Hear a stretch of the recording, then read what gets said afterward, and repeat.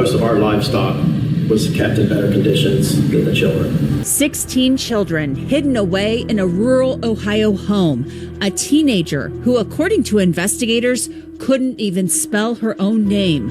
And a smell so bad, the Attorney General says he still can't shake it. It was just a disgusting scene. And now the adults who were supposed to be caring for these children are behind bars. This is pure evil, what we saw down here.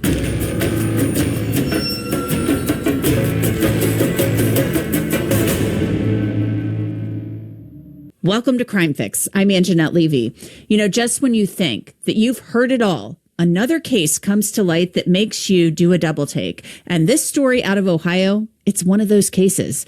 It involves 16 children who were living in conditions that were so filthy and so deplorable, according to the sheriff,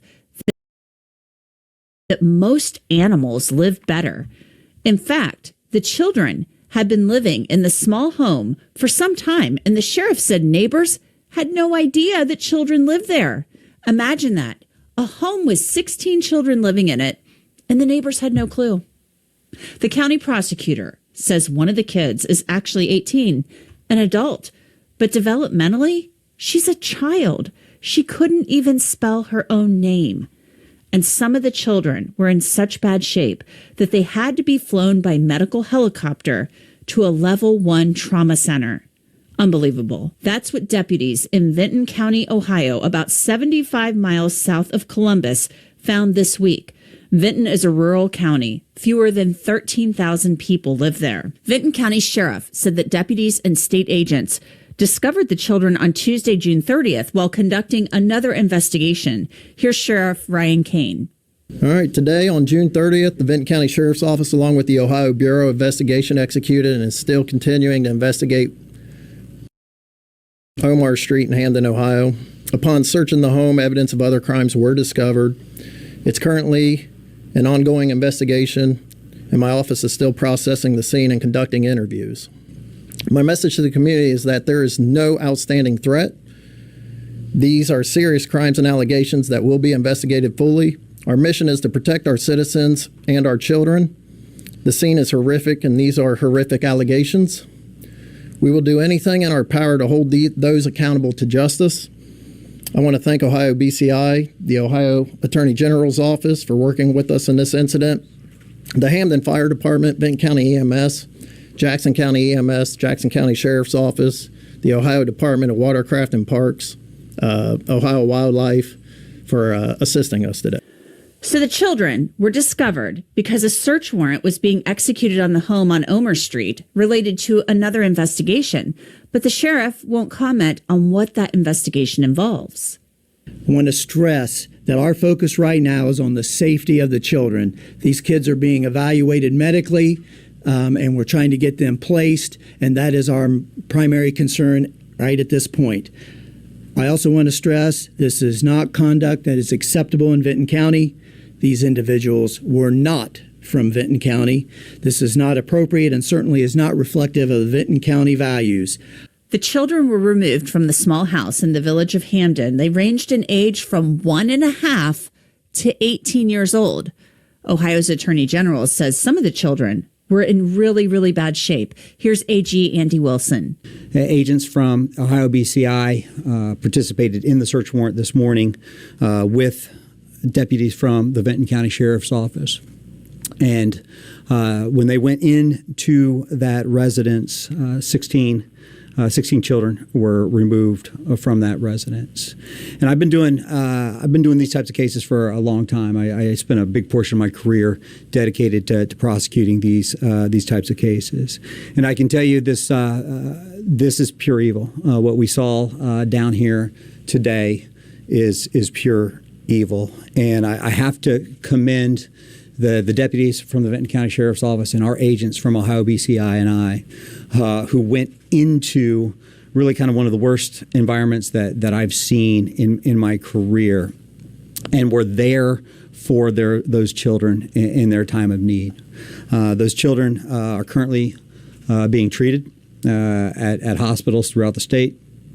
And this is, as you heard, an ongoing investigation. I'll get into more of what law enforcement says they found in the house shortly. 4 adults lived in that house, the parents of the children and the grandparents. The parents of some of the children are believed to be Elizabeth Siders and Gary Siders Jr. The grandparents are believed to be Gary Siders Sr. and Christina Siders. All 4 face 17 felony counts of child endangering. And more charges could be coming because this is just the beginning. The investigation is continuing. The sheriff says the house was beyond filthy. I've seen livestock live, mostly kept better than as I was saying, most of our livestock was kept in better conditions than the children. It was extremely high presence, I'm sure, of bacterial and human feces. It was just a disgusting scene. Can I ask both of you, what did you feel like walking through there? Not necessarily what it looked like on the description, but what was going through your mind? So it was disgusting, even where the kids weren't. I would think it's typical. Most law enforcement have experience with homes in a similar fashion. A large number of people, though, the children were kept in a roughly 12 by 12 area. It seems like it's where they've spent the most of the last 4 years, and that's what it looks like. In a weird way, you're hit with two emotions. There is joy when we realize that we're about to change 16 lives for the better, but you're also, it's hard. So the kids, the sheriff says, were kept in a 12 by 12 room and there was feces all over the place. The children were kept in absolute squalor. The attorney general says the children were essentially hidden. I will tell you this, there isn't much evidence that kids live there. We talked to some of the neighbors. We talked to some of the people from the neighborhood.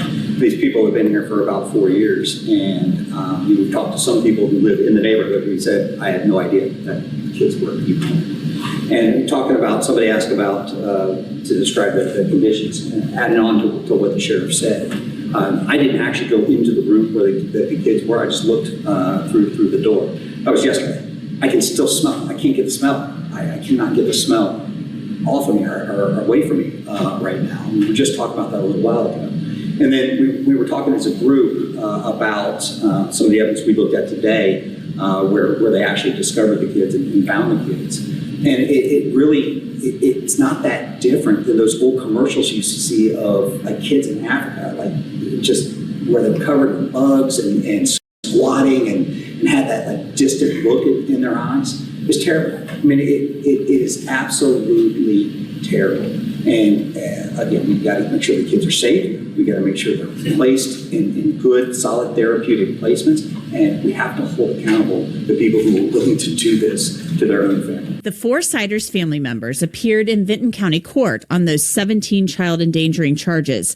The AG says the family has moved around a lot. They've been in Gallia, Jackson, and Pike counties, and even Wisconsin at one point, but they've been in Vinton County for at least the last 4 years. Back in 2021, the Pike County Sheriff posted on Facebook about Gary Siders Jr.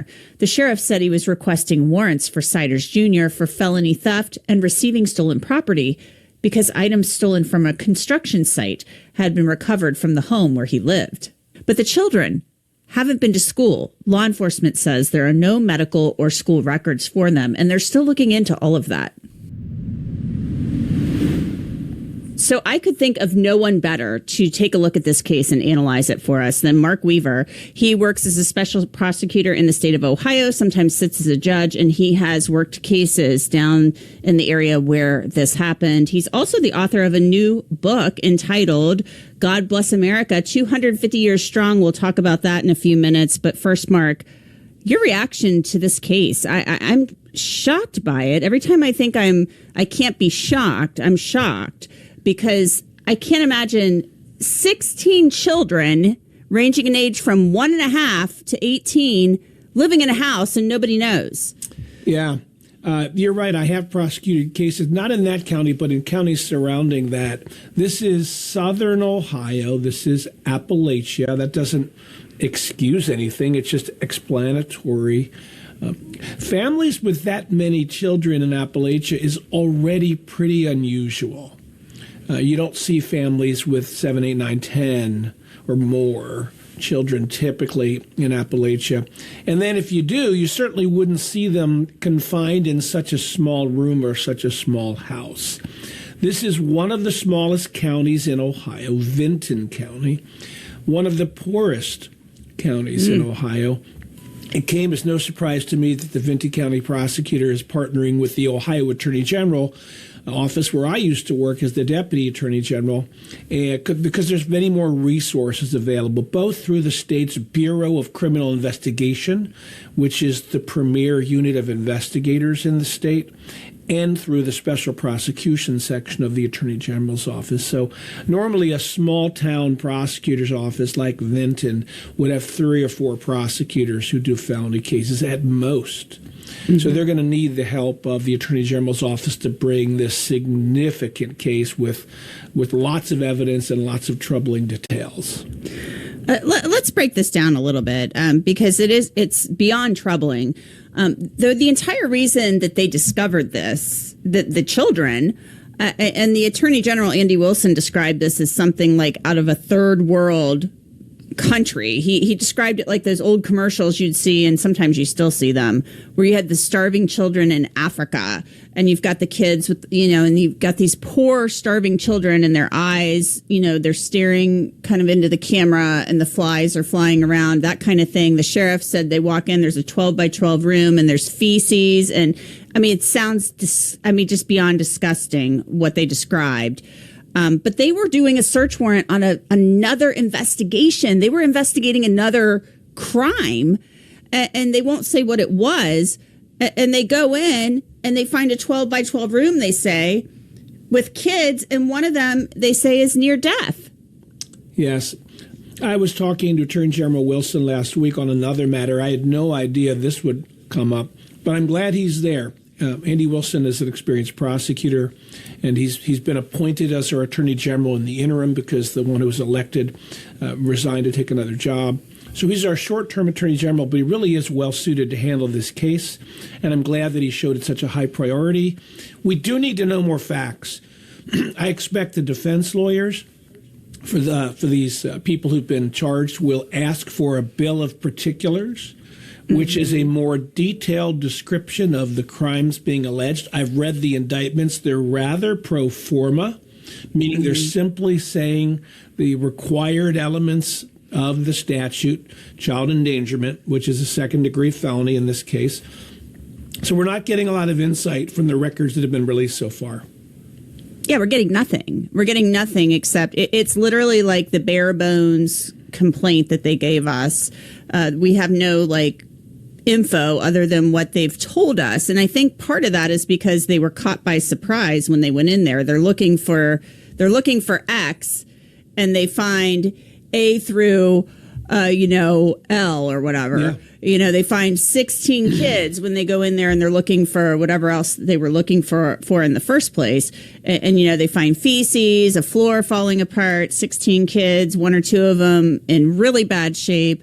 Now they have to find homes for these 16 kids. And the big question is, Mark, who's the mother of some of these children? The 18-year-old, they said couldn't even spell her name, hadn't been to school. And they said that this 18-year-old, this is so sad. It's so stunning to me.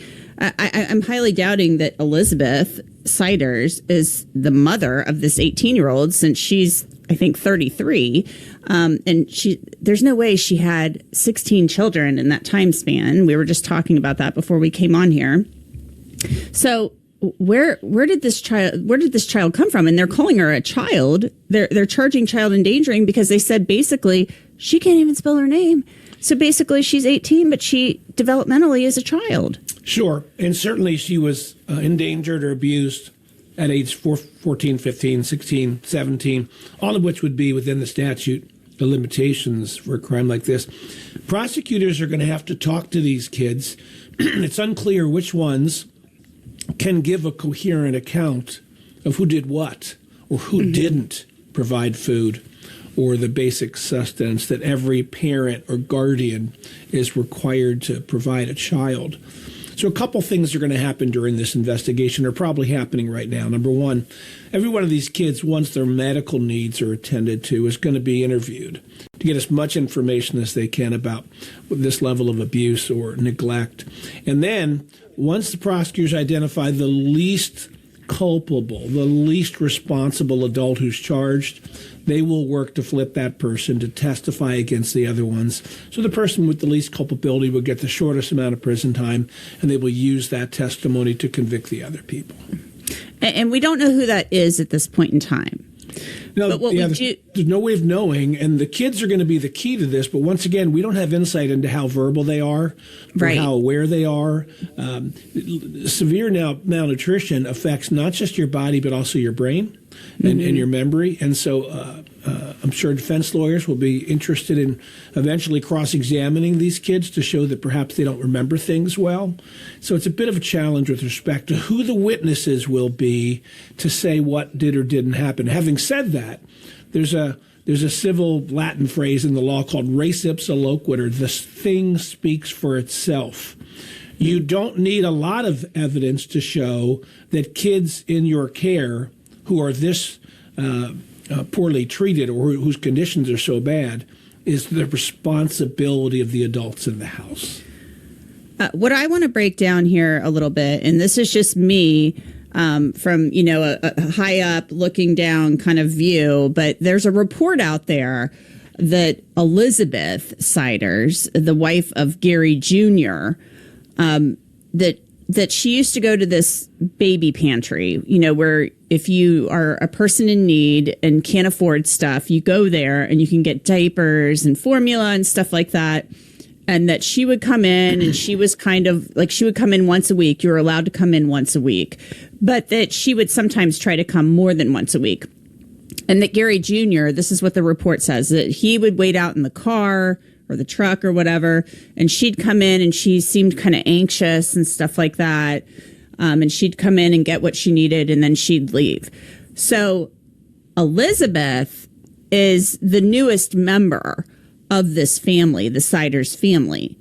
The grandparents, Christina and Gary Sr., they are obviously the matriarch and patriarch of this family. Gary Jr. is their child. So they've been together the longest. And then somehow at some point, Elizabeth is brought into the fray. And so I think we're left to deduce that these children are somehow like a part of the initial threesome of Gary Sr., Gary Jr., and Christina, the older children. And we have Elizabeth coming into this. And then there's another report talking about how Elizabeth's mother has been posting on Facebook, like, I can't wait to see my daughter again. Happy birthday. Like, I hope to see her again soon and stuff like that. And there's a picture of her that we need to verify, but she had blonde hair. Now she's got this dark black hair. So is it possible that she is somewhat of a victim in all of this too? Could be. Could be. I want to give viewers a context around this region. It's a poor area, but there is plenty of social safety net for families to eat and take care of their children. There are welfare benefits, there's SNAP, there are local churches that have food pantries. There are a lot of good Christian and hardworking people in those counties who will help other people in need. So this is not like we saw in the 1960s when President LBJ started his war against poverty in Appalachia because there were simply no resources. There are resources there.